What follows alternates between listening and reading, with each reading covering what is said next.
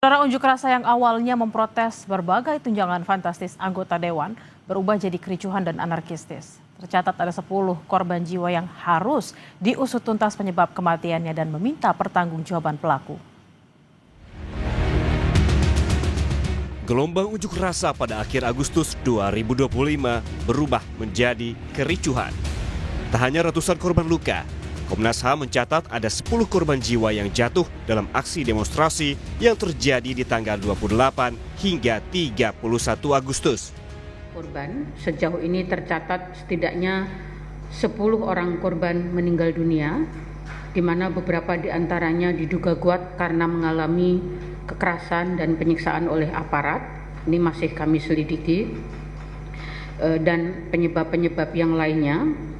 Kemudian yang mengalami penangkapan sewenang-wenang juga cukup banyak, angkanya sedang dikonsolidasikan di Komnas HAM. Yang mengalami luka-luka juga cukup besar, datanya di berbagai wilayah di seluruh Indonesia. 10 korban jiwa ini tewas di berbagai kota. Di Jakarta, Andika Lutfi Falah, seorang siswa SMK, dan Afan Kurniawan, seorang pengemudi ojol, meninggal pada 28 Agustus. Di Yogyakarta, Reza Sendi Pratama, seorang mahasiswa, meninggal pada 31 Agustus. Di Solo, ada Sumari, seorang tukang beca, meninggal pada 29 Agustus. Di Semarang, Iko Julian, mahasiswa, meninggal pada 31 Agustus. Di Makassar, ada 4 korban. Mereka adalah Saiful Akbar, seorang pegawai kecamatan. Lalu, Sarinawati, seorang staf DPRD. Muhammad Akbar Basri, juga seorang staf DPRD. Dan Rusdam Diansyah, seorang pengemudi ojol, keempatnya meninggal pada 29 Agustus. Kemudian di Manokwari, Septinus Sesa, seorang warga yang meninggal pada 28 Agustus.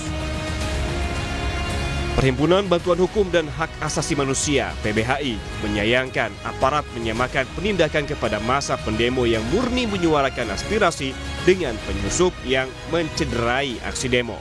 Tentu ada kelompok-kelompok pro-demokrasi, mahasiswa, masyarakat yang menuntut haknya untuk lebih baik lagi, itu merasa dipersalahkan, merasa dianggap bahwa mereka bagian dari makar.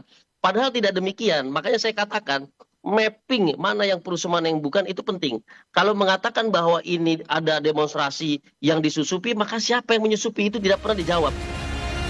Sementara itu, penasihat ahli Kapolri meyakini ada penggerak dari para pelaku perusakan sehingga perlu antisipasi dari kepolisian. Namun, antisipasi yang lebih besar dari Polri bukan untuk memberangus kebebasan. Jelas ada penggerak, Pak. Cuman untuk yang gerakkan itu siapa, itulah kita sulit untuk menangkap. Tetapi penggerak itu kita yakin ada, Pak. Jadi mari kita hadapi bersama-sama. Kini, publik menanti penindakan dan penegakan hukum secara transparan dan hasilnya menjadi perbaikan dan pelajaran bagi seluruh anak bangsa.